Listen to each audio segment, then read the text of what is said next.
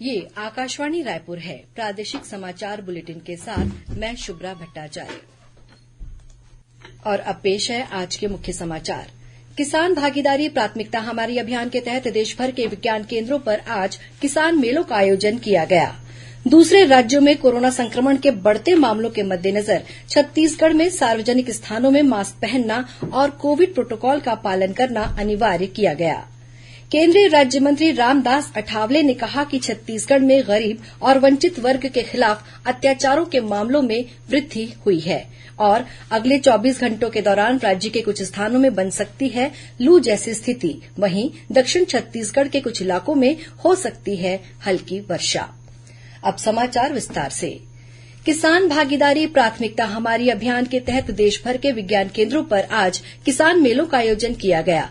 केंद्रीय कृषि मंत्री नरेन्द्र सिंह तोमर और कृषि राज्य मंत्री कैलाश चौधरी ने वर्चुअल माध्यम से किसानों के साथ संवाद किया। इस अवसर पर श्री तोमर ने कहा कि सरकार के सभी मंत्रालय देश के विकास में लगातार कार्य कर रहे हैं। मेले में केंद्र और राज्य सरकारों की योजनाओं के बारे में किसानों को बताया गया।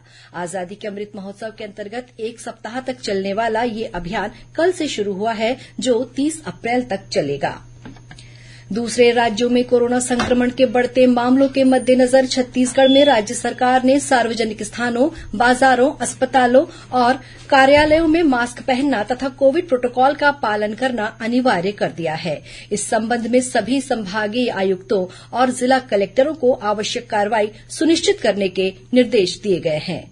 स्वास्थ्य विभाग द्वारा जारी निर्देश के अनुसार सार्वजनिक स्थानों, कार्यालयों, अस्पतालों, बाजारों और भीड़भाड़ वाले स्थानों, कार्यस्थलों तथा फैक्ट्री आदि में कार्य करने वाले प्रत्येक व्यक्ति द्वारा मास्क लगाना अनिवार्य होगा। इसके अलावा सार्वजनिक स्थलों पर थूकना प्रतिबंधित किया गया है। होम क्वारेंटाइन में रहने वाले व्यक्तियों को शासन द्वारा समय समय पर जारी होम क्वारेंटाइन संबंधी सभी दिशा निर्देशों का पालन करना होगा। साथ ही दुकानों और व्यावसायिक संस्थानों जैसे स्थानों पर सोशल डिस्टेंसिंग संबंधी नियमों का पालन करना होगा।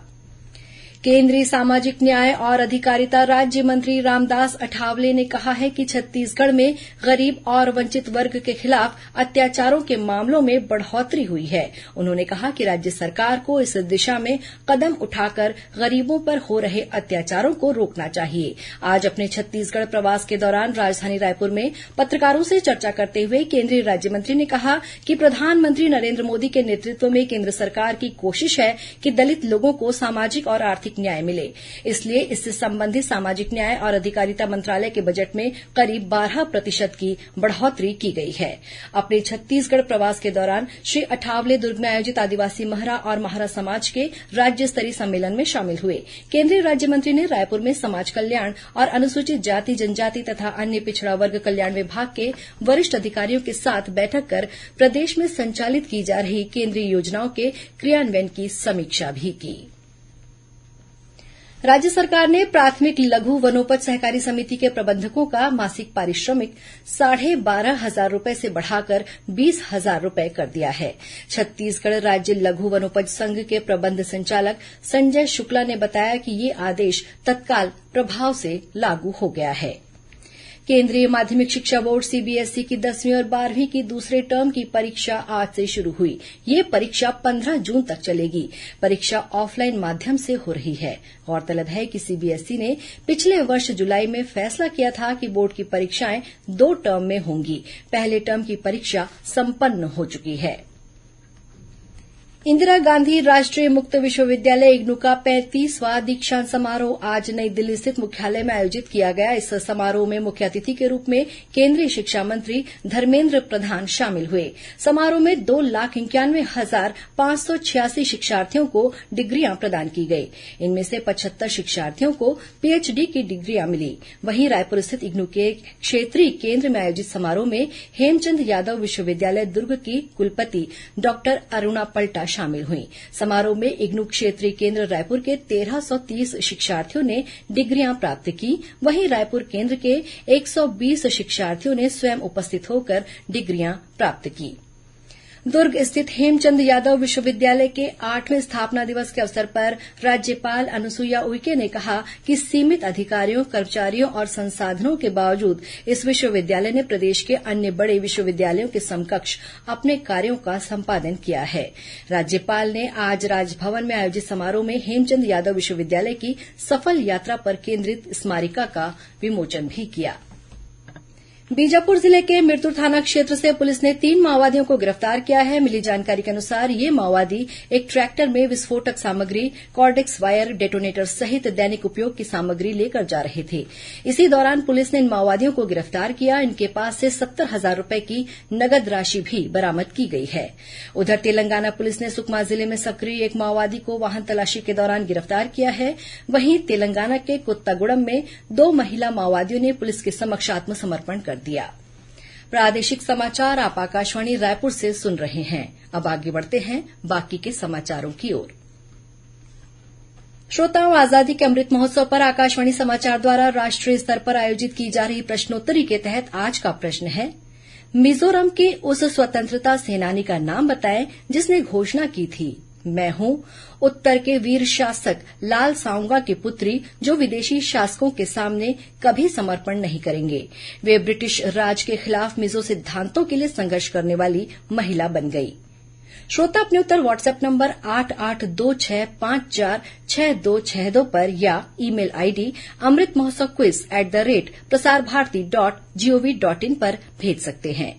इस प्रतियोगिता के लिए एक भाग्यशाली प्रतिभागी को विजेता चुना जाएगा और कल के समाचार प्रभात में उनके नाम की घोषणा की जाएगी। विजेता को ई प्रमाण पत्र और सांकेतिक पुरस्कार दिया जाएगा। दक्षिण पूर्व मध्य रेलवे द्वारा कल 27 अप्रैल से 67वां रेल सप्ताह समारोह मनाया जाएगा।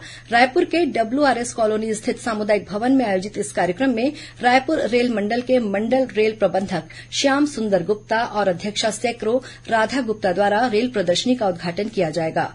समारोह के दौरान रेल प्रबंधक स्तर पर वर्ष 2021-22 में उत्कृष्ट सेवा के लिए कर्मचारियों को पुरस्कृत किया जाएगा। साथ ही कार्यक्रम स्थल पर दक्षिण पूर्व मध्य रेलवे के सभी विभागों द्वारा स्टॉल लगाए जाएंगे। इनमें रेलवे द्वारा किए गए नवाचारों, नई तकनीकों और रेलवे की विरासत से संबंधित उपलब्धियों को प्रदर्शित किया जाएगा। गौरतलब है कि भारत में पहली बार रेल का शुभारंभ 16 अप्रैल 1853 में मुंबई से ठाणे के बीच रेल चलाकर किया गया था। इस ऐतिहासिक घटना की याद में रेल मंत्रालय सहित सभी क्षेत्रीय रेलवे वर्कशॉप यूनिटों और मंडलों में हर साल रेल सप्ताह मनाया जाता है।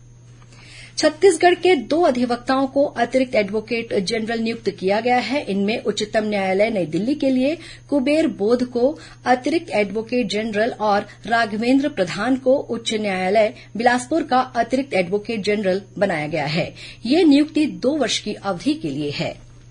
आजादी के अमृत महोत्सव के तहत राजनांदगांव जिले में विकासखंड स्तरीय स्वास्थ्य शिविर का आयोजन किया गया। इन शिविरों में 10,000 से अधिक लोगों के स्वास्थ्य की जांच की गई।